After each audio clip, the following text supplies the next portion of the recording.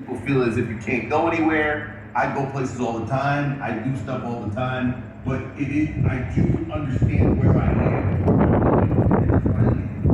I'm always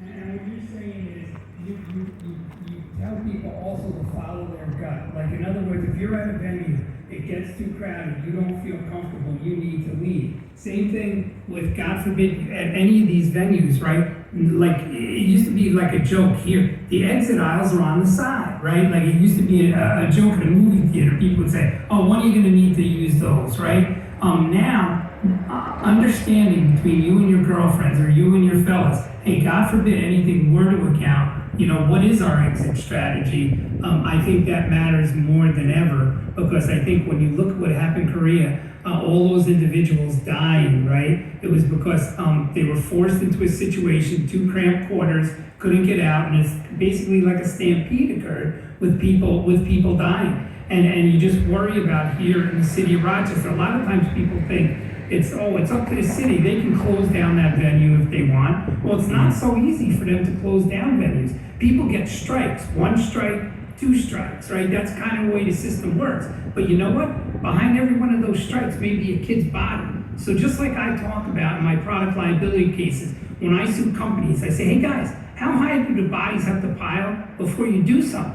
Right? Well, you don't want your baby, your kid, to be one of those bodies. So I think now we're coming into winter time, we're coming into colder time. There's going to be more indoor venues, right? I think it's upon us to say, okay, is this quote a safe venue? And if you decide to go, you know where the exits are. You have a strategy between you and your friends to get out of there. God forbid anything were to happen. Well, Al, I mean, you gotta assess, like I said, every sort of situation, and there's a lot of tuition. Like, people have intuition. They're like, this vibe don't feel right, and they leave.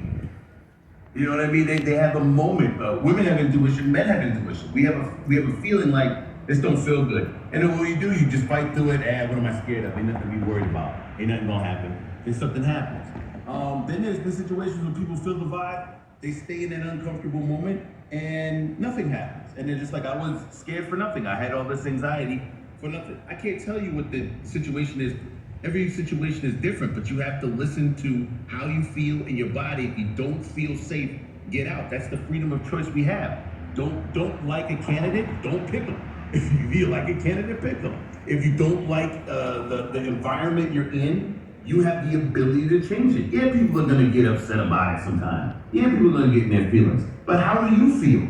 How do you feel in that moment? So it's like any situation where you're going out to a club, driving down an icy road, going to a job interviews, something doesn't feel right, something doesn't look right. You can't ignore that nowadays, Al. You know that. Yeah, no, and you're exactly right. Like, when I look at, how like there's leaves now everywhere, right? Well, what happens with the leaves is we get a lot of cases with those. And why is that? Because they freeze over, become unbelievably slippery. People slip and fall, and we have a really horrific broken kneecap or broken ankle. Now, we can get that person $100,000, $200,000, $300,000. However, I can't take the metal fixation that's in their knee or in their kneecap out.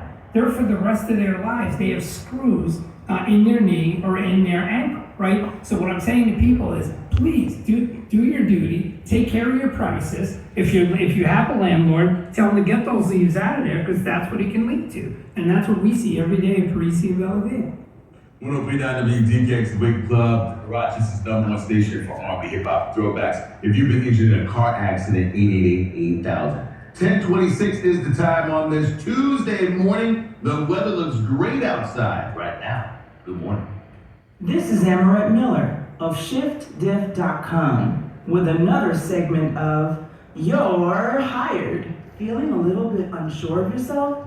Assume a power pose. Did you know that power posing will instantly boost your confidence levels? Harvard Business School professor Amy Cuddy suggests that we should mimic the body language of powerful people.